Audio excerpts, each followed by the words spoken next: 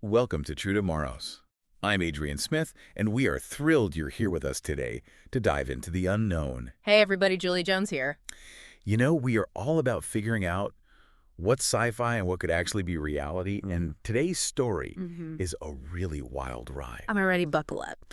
So imagine a world Okay. where light Right. is like a weapon Oh, wow. and a curse. Now you've got my attention. That's the world of Radiant Dark, Okay. this dystopian city Yeah. where the elite live in these gleaming Lux towers. Lux Towers, huh? And they control artificial light, which is like the main source of power, basically, life in this dying world. It makes you think about like how much we depend on things, like electricity and water, Yeah. and how if someone controls that, Resources. resources, how that can really change society, Yeah. divide people. Totally. And so in Radiant Dark, Okay. you've got these Lux towers bathed in artificial sunshine. So they're living the good life. Yeah, they're living the life while everyone else is stuck in this perpetual twilight, just scavenging to survive. That's going to cause some tension, right? Yeah, you think. Eh. That's where the Neon Knights come in. Neon Knights. This group of rebels like scavengers and tech whizzes Oh, interesting. fighting back against the Lux authorities. I feel like we see this a lot, right? Like a classic dystopian thing. Yeah, the oppressed rising up against the man. Reminds me of like cyberpunk and all those hacker groups. It's like anonymous and stuff. Exactly. Taking tech and using it in a way it wasn't intended for. It's not about brute force for these guys. They're using strategy and stealth. Very clever. So they've rediscovered this ancient technology that lets them manipulate light What? itself. No way. It's not like lasers and explosions. Okay. It's more like bending light, creating illusions, basically weaponizing the night. So they're using the system's reliance on light against itself. Right. That's pretty cool. I mean, that raises some ethical questions too. Oh, yeah, for sure. Like just because you're fighting for a good cause, does that mean you can use any tactic? That's a big question. Huge. The story doesn't shy away from that at all. I like that. So picture this. Okay.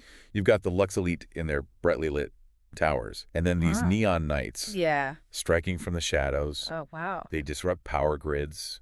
They make supply convoys just vanish. It's like they're using darkness as a weapon. They are. Very cool. A really amazing visual contrast in the story, I bet. that stark divide between those who control the light and those who live in the dark. Yeah. And then On what? the Neon Knights decide to target the central reactor, Okay. the heart of the Lux system. They call it a monstrous heart of stolen sunshine. Stolen sunshine. I like that. It's powerful imagery. Yeah, really paints a picture of how the Lux elite are hoarding this vital resource. Absolutely. So what did the Neon Knights want to do? Blow it up. They actually do something even more dramatic. Okay, I'm listening. They create an implosion of light, plunging the entire city into darkness. Whoa. Total blackout. So they're not just fighting the Lux, they're bringing down the whole system. They basically said, if we can't have light, no one can. That's a bold move. Yeah, it's this unsettling kind of equality. Equality of deprivation. So the Neon Knights won, but at what cost? That's the question, isn't it? Yeah. Now the entire city's in darkness. And that's where we'll leave you hanging for a bit. Don't worry, though. We'll be right back to unpack all of this. We'll dive even deeper into the thought-provoking questions that Radiant Dark raises. Stay tuned! Welcome back to True Tomorrows. We're picking back up with Radiant Dark and where light equals power. Yeah. And the rebels just took their city offline. Yeah, plunge the whole thing into darkness. It's a blackout, but not your average power outage. No, definitely not. This was deliberate. It's really something, right? The Lux Towers, all that extravagance, just swallowed by the darkness. It really makes you think about how fleeting luxury can be. Yeah. It's not like happily ever after. It doesn't feel like a victory. No, there's no trophy. Even though the Neon Knights broke the monopoly on light, they kind of took away what little people had left. Right. It's not just the towers. It's like the streets, homes, everything. Everything's dark. Good intentions gone wrong. Yeah, they really wanted equality. Yeah. A fair distribution of resources. But did they maybe make things worse? It's possible. They went from haves and have-nots to just have-nots? Everyone's deprived. Makes you think about what progress really means. It's a big question. Huge. Like, what does it even mean to win when the victory comes at such a huge cost? Yeah. Radiant Dark really sticks with you. It does. It's not a happy ending. No, but it makes you think. Yeah. about uncomfortable truths. About the choices we make, as individuals and as a society. Exactly. Like, we're always talking about the cool tech. Right. The amazing advancements. To tomorrow's. Exactly. But then we find these stories, these radiant, dark kind of narratives. It's like a reality check. The shadow side of all this progress. It's a conversation we need to have, though.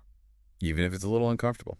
It is, because it's important. Tech isn't good or bad in itself. It's just a tool. A tool that can be used for a lot of different things. Exactly. And the more powerful the tool, the higher the stakes. Especially when we're talking like AI gene editing. Yeah, or controlling light. Makes you wonder what other seemingly good things are being twisted, Totally. Like, what are our blind spots? What are we missing? What are we taking for granted? Radiant dark really highlights the responsibility. Right, the responsibility that comes with wielding that kind of power. Yeah, and not just with light, but with any technology, really.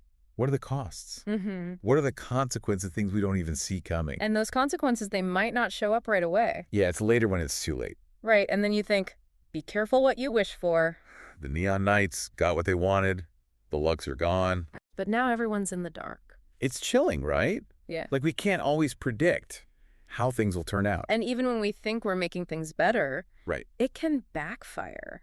Radiant dark is a warning. It is a warning. For all of us, really, to be careful. As we navigate this ever-changing world of tech. And the future isn't set in stone. Yeah.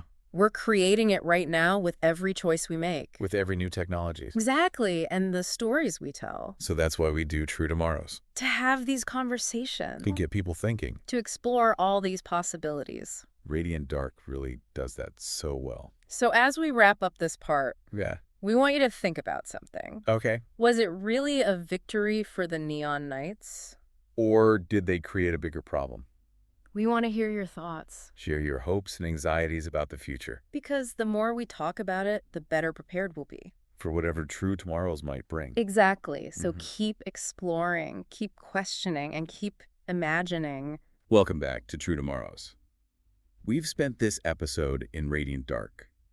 This world where light equals power. Yeah, and we're fighting for a better future. Right. Can lead to some really tough choices. Yeah, we're still thinking about that ending. Oh, totally. That image of the city, the whole city in darkness. Haunting. It is. It really makes you question what winning even means. Did the Neon Knights actually make things better? Or did they just trade one kind of oppression for another? It's a tough one, right? There are no easy answers. That's what makes Radiant Dark so interesting. Definitely. It's not a simple story. It makes you think about the complexities. Yeah, the gray areas. And that's what we love here at True Tomorrows. Stories that make you think, challenge what you believe. Radiant Dark is definitely one of those stories. For sure, it takes those classic dystopian ideas and turns them upside down. Light becomes a tool of control. Darkness becomes a symbol of rebellion. It's like the story is asking us to look at our own assumptions. Yeah, like, what do we think is good and bad? What do we take for granted? What if those things are actually being used to control us? That's a question we should all be asking ourselves. Especially as technology keeps advancing. Yeah, every new invention comes with the potential for good and for harm. It's a balancing act. We need to be aware of the consequences of our choices. And we need to be willing to have those tough conversations. Because the future isn't predetermined. No, we're creating it right now. With every choice we make, every technology we develop. So, as we wrap up Radiant Dark, yeah, we want to leave you with one last question. Okay. What are you hoping for in True Tomorrows? What are your anxieties? Let's keep talking about these issues. Because the more we talk, the more prepared we'll be. For whatever the future holds. That's it for True Tomorrows. Thanks for tuning in. See you next time for another deep dive into the unknown. Don't forget to rate and follow the show.